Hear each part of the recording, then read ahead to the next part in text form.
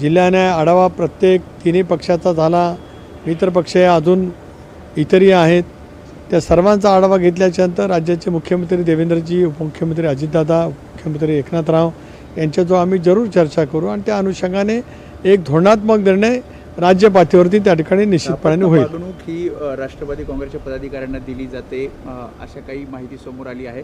खास करून निधी वाटपामध्ये निधी मिळत नाही. ही बातमी तशी निराधार आहे. काही जिल्ह्यांच्यामध्ये निधी कमी मिळाला किंवा अधिक मिळणं अपेक्षित आहे अशा पैच्या भावना कार्यकर्ते व्यक्त करत असतात. वेगवेगळ्या जिल्ह्यामध्ये आज तिन्ही पक्षाचे पालकमंत्री म्हणून त्या ठिकाणी काम करतात. जे काही धोरण निधी वाटपाच्या संदर्भामध्ये राज्य पातळीवरती ठरवलेलं आहे त्याच्या अनुषंगाने त्या ठिकाणी अंमलबजावणी करण्याचा प्रयत्न सगळ्याच पालकमंत्र्यांच्याकडून तिन्ही पक्षाच्या त्या ठिकाणी होत असतो. अशा वेळेला एखाद्या जिल्ह्यात निधीच्या बाबतीमध्ये काय भावना व्यक्त केल्या म्हणजे काय तक्रारी किंवा काय कुरबुरी आहेत असं काय मानण्याचं काय कारण नाही.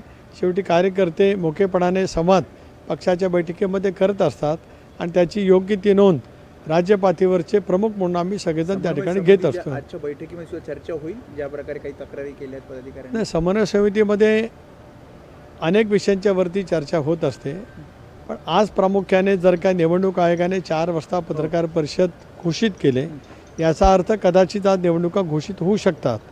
अशा टप्प्यावरती ज्या वेळेला निवडणूक आयोगाच्या पत्रकार परिषदा होतात याचा अर्थ निवडणुका घोषित होत असतात. मला माहीत नाही की नेमकं 4 वाजता राज्य निवडणूक आयोग कशा बाबतीतली घोषणा त्या ठिकाणी करणार आहे, पण समन्वय समितीमध्ये प्रामुख्याने अजेंड्यावरती एक विषय राहील. जर का निवडणुका घोषित झाल्या तर या निवडणुकीला महायुती म्हणून सामोरं जात असताना कशा पद्धतीने सामोरं जावं त्याचं एक धोरण आम्ही त्या ठिकाणी ठरवू आणि मग त्याची अंमलबजावणी करण्याच्या दृष्टीतून त्या जिल्ह्यातले पालकमंत्री, पक्षाचे संपर्क मंत्री, तिन्ही पक्षाचे यांना, जिल्हाध्यक्षांना, राज्य पातळीवरना त्या बाबतीमध्ये सूचना दिल्या जातात. काही ठिकाणी राष्ट्रवादी स्वबळावर लढेल, कारण बीड असेल, परभणी असेल, हिंगोली असेल. एक असं आहे की पक्षाच्या प्रमुख नेत्यांनी वेगवेगळ्या मतदारसंघांतील आपल्या भावना जरूर त्या ठिकाणी मांडल्यात. ह्या तिन्ही पक्षाच्या बैठकांच्यामध्ये तशापैकी चर्चा होत असते, कारण आपण अनेक वेळेला भारतीय जनता पक्षाच्या नेत्यांच्याकडून सुद्धा तशापैचं त्यांच्या बैठकीमध्ये काय मांडलं गेलं त्याचं सुतोवाच आहे. शिवसेनेच्या नेत्यांच्याकडून सुद्धा शिवसेनेच्या बैठकीमध्ये काय मांडलं त्याचं सुतोवाच आहे. पण शेवटी महायुती अभेद्य ठेवून राज्यभरामध्ये या निवडणुकीला सामोरं जाण्याच्या दृष्टिकोनातून आम्ही प्राथमिक चर्चा केलेली आहे. अंतिम स्वरूप आता लवकरच आम्हाला द्यावं लागेल. शेवटचा प्रश्न, आज निवडणुकीचा पहिला टप्पा जाहीर होईल ज्यामध्ये नगरपालिका, नगरपंचायतच्या तारखा जाहीर होतील असं कळतंय. या सगळ्या निवडणुका पाहतात दुसरीकडे विरोधक दुबार मतदारांचा किंवा मतदार यादीतील घोटाळा हे समोर काढतात.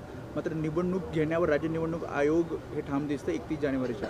स्वाभाविकच आहे की सर्वोच्च न्यायालयाने 2 वेळेला निर्देश दिलेले आहेत की 31 जानेवारीपर्यंत 6 वर्ष रखडलेल्या या स्थानिक स्वराज्य संस्थांच्या निवडणुका घेतल्याच पाहिजे. त्यामुळे सर्वोच्च न्यायालयाच्या निकालाच्या अधीन राहून या निवडणुका त्या ठिकाणी होतील.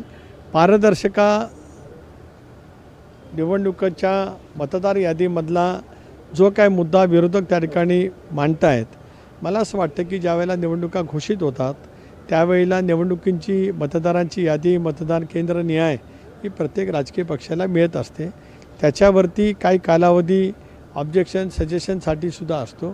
त्यावेळेला पुरावासह जर का हरकत घेतली तर त्याची नोंद निपक्षपणाने निवडणूक आयोग त्या ठिकाणी घेत असतं आणि त्याच्यामुळे अकांडतांडव करण्यापेक्षा वस्तुस्थितीवरती आधारित असलेल्या हरकती किंवा सूचना ह्या पुराव्यासहित त्या ठिकाणी दाखल कराव्यात असं मला सर्वच राजकीय पक्षांना सांगायचं आहे. दीर्घकाळ रेंगाळलेला या संबंध स्थानिक स्वराज्य संस्थांच्या निवडणुका आता लवकर झाल्याच पाहिजेत. एक लोकप्रतिनिधी नात्याने राष्ट्रवादी काँग्रेस पक्षाची भूमिका आहे.